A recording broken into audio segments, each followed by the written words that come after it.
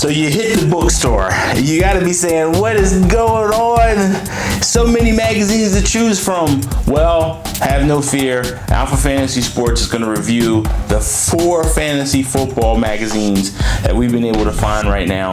And just give you just a real quick feeling about each magazine, who we think is the better magazine. Talk to you guys soon.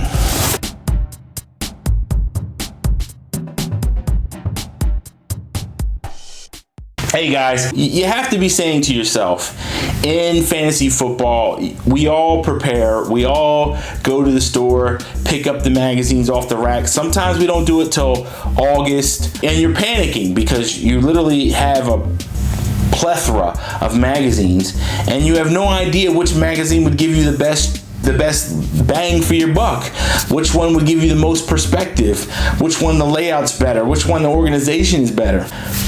We have done the buying for you, at least right now. This could all change. It's June, and right now the only magazines I could find of fantasy football were 4 of them, and I've read through all 4 of them, and my feelings of each one I'll be discussing. So first we'll talk about the one I like the least, and that would be Sports Illustrated. Now, I bought Sports Illustrated Fantasy Football magazine last year, and last year I just really hated it. It was terrible. The advice was terrible.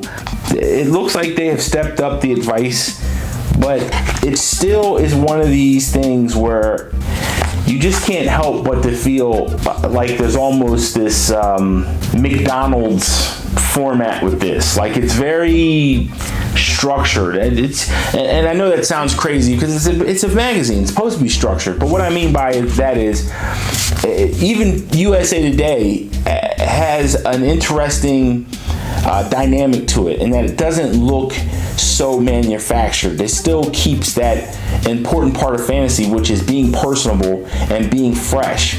The problem with Sports Illustrated is, look at the rankings and the inside here. I mean, if you're in a draft room and you need to see something real quick, it's going to be hard to kind of pinpoint. For example, let's say you're looking for tight ends. You're looking for the best tight end you can get. You go to tight ends, right? It literally says, okay, it's very irritating how they've done this. You'll see that they have Rob Gronkowski as tier 1, and then if you go to here, it says tier 2. Well, tier 2 is down. Well, actually, that's not tier 2. That's tier 3. This is tier 2, and it starts off with saying that Travis Kelce is tier 2, and that's part of the issue that I'm talking about right now. The writer didn't even give the concept of Jimmy Graham going to the Seattle Seahawks as a problem, where I think most fantasy analysts do see that as impact on his value. I just wasn't impressed with the information. I think Sports Illustrated is the worst of all of them so far. USA Today's Fantasy Football magazine. Now, don't get me wrong, the organization is pretty good. They do a great job of giving you each position, giving you the rankings, giving you little notes on each player. But to me, the frustrating thing was the lack of perspective. And what I mean by that is, the articles are pretty much the run-of-the-mill, and that's part of the problem with fantasy football. There's so many of us out here who are fantasy analysts, who are looking at players, probably coming up with similar ideas of these players, and sometimes you have redundancy.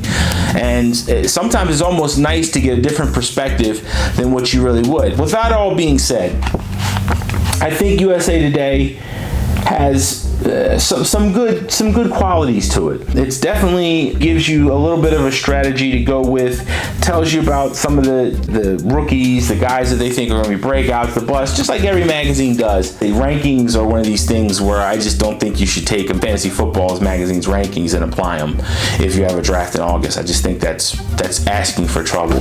But for the most part, I didn't mind the mag. In second place is ESPN Fantasy Football. So So the most interesting thing is the perspective. That's what's really missing for most fantasy football owners and people that participate in fantasy football is they want perspective. They want to look at a player and get the ideology behind that player's rankings, where that player why is that player being labeled a breakout? And I think that ESPN does that probably better than most. I'd say better than anybody, is they give you just an excellent perspective.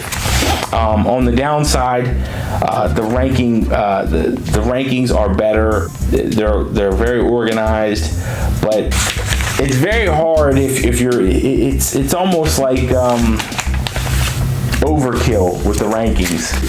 They're in boxes, and there's no quick index when you're going through. I mean, like if you have this in a draft room, for example, and you need to find a quarterback. Yeah, you can find the quarterback, but then there's this huge note by it, and you want to read it, and it's just want to be one of those things that might not be as friendly as you would like to have. I do appreciate the value that they're trying to put into this. It's a very strong mag, probably one of the best for fantasy football people. I definitely would suggest pick this one up. If you have to pick up one, right, at least for right now, there's always going to be other ones that are going to come out, but for right now, this is one of the better ones to grab. And then finally, CBS Sports. I might be biased in this, but I just think that CBS does such an excellent job with fantasy football, from their app to their leagues that they host, just the information that they give you. I think Jamie Eisenberg and Dave Richards are just really good at what they do. It might be blasphemous for some people, for people like me to say this, but I think they're better than anybody that ESPN has, those two guys. And just the information in here is very quick. It's got a really quick draft rankings list, so if you're in a fantasy league and you're drafting, you can quickly go to that list. If you're in CBS, they provide rankings for you. They take chances. Sometimes they don't. They usually have videos explaining why they're taking a chance on a player.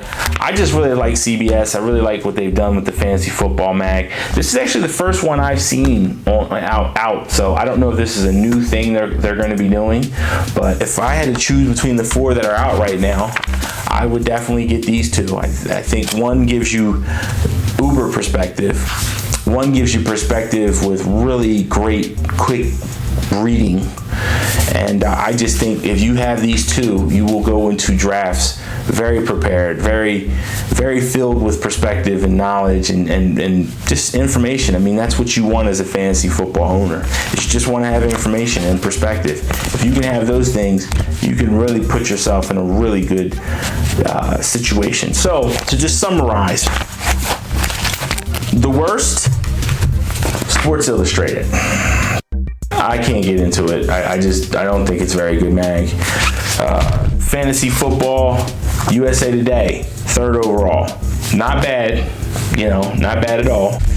And then ESPN mag within CBS file. Now, there are other magazines that are going to come out, and as they come out, I will definitely go in and get them and offer you a perspective.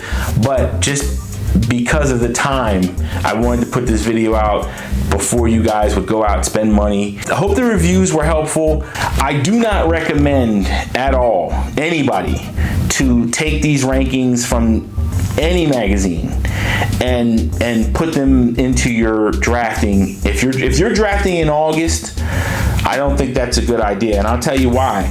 Because we're in June, and that means this magazine was put together pretty early.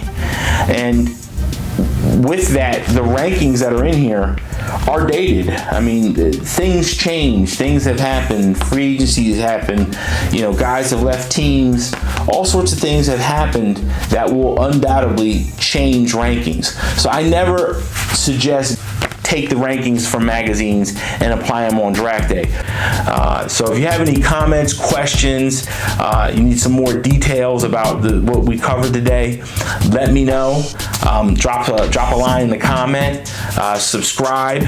Again, develop, draft, and dominate your league. Alpha Fantasy Sports, Matthew Maurer. I'll talk to you guys later.